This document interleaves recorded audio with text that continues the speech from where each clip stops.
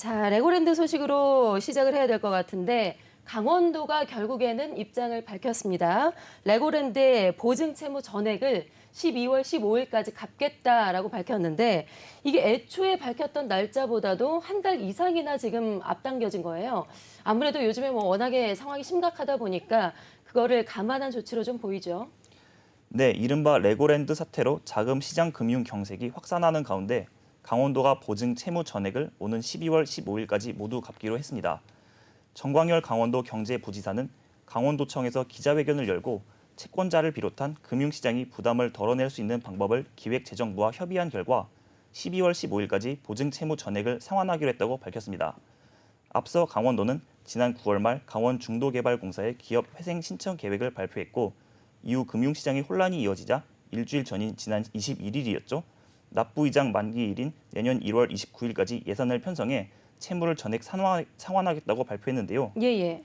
그래도 사태가 좀처럼 가라앉지 않자 내년 예산이 아니라 아예 올해 추경 예산을 채워 채무 전액을 갚기로 한 겁니다.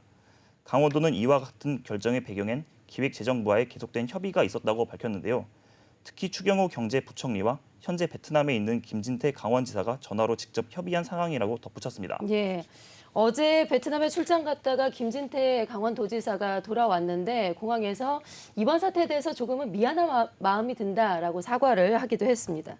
자, 그런데 그 정 부지사가 이번 사태에 대해서 BNK 투자증권 쪽에 좀 강한 유감을 표명했다라고 하던데요. 이건 어떤 내용입니까? 네, 맞습니다. 이날 정 부지사는 채권 금융기관이 보증 채무를 이행할 여지도 없이 부도 처리했다면서 불만을 드러냈습니다. 앞서 강원도는 2020년 레고랜드 시행사 GJC의 테마파크 조경 사업을 추진하기 위해 BNK 투자증권을 통한 2,050억 원 규모의 자산 유동화 증권을 발행할 때 채무 보증을 섰는데요. 예. 정 부지사는 BNK 투자증권에 대해 만기일 한 달 전부터 대출 연장에 대한 사전 협의가 끝났고 지자체인 강원도가 보증 채무를 이행하지 못할 이유가 없다면서 이미 이자도 냈기 때문에 특별한 사유가 없는 한 내년 1월 29일까지 연장은 당연한 것이라고 주장했습니다. 이어 중도개발공사 기업 회생 신청 계획도 공유했음에도 발표 다음 날 기한이익 상실 사유를 통지한 뒤 당일 오후 3시까지 보증 채무 2,050억 원을 모두 갚으라고 요구했다며 신청 계획 발표만으로 기한이익 상실 사유가 발생했다고 판단한 것은 논란의 여지가 있다고 지적했습니다. 네. 이번으로 인해서 지금의 경색 사태가 좀 해결이 될 수 있을지, 금융시장이 좀 원만하게 돌아갈 수 있을지 좀 지켜보도록 하고요.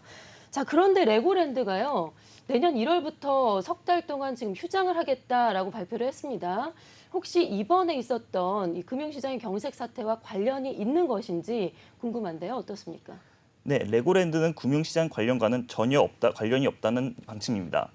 레고랜드는 27일 동절기 시즌 연간 유지 관리를 위해 내년 1월부터 3월 23일까지 파크 전체 임시 휴장에 들어간다는 내용을 홈페이지와 뉴스레터 등을 통해 공지했는데요. 예. 앞서 11월 15일부터 12월 15일까지 한 달간 휴장하고 크리스마스 이벤트를 운영하는 다음 달 18일부터 연말까지 테마파크 일부 시설을 운영하지 않을 예정입니다.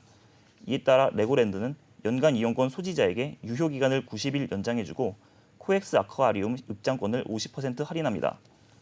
레고랜드 측은 동절기 시설 유지 관리를 위해 2~3개월간 휴장하는 전 세계 레고랜드 운영 시스템에 따른 결정이라며 최근 채권 시장의 자금 경색 상황과는 무관하다고 강조했습니다. 네, 알겠습니다.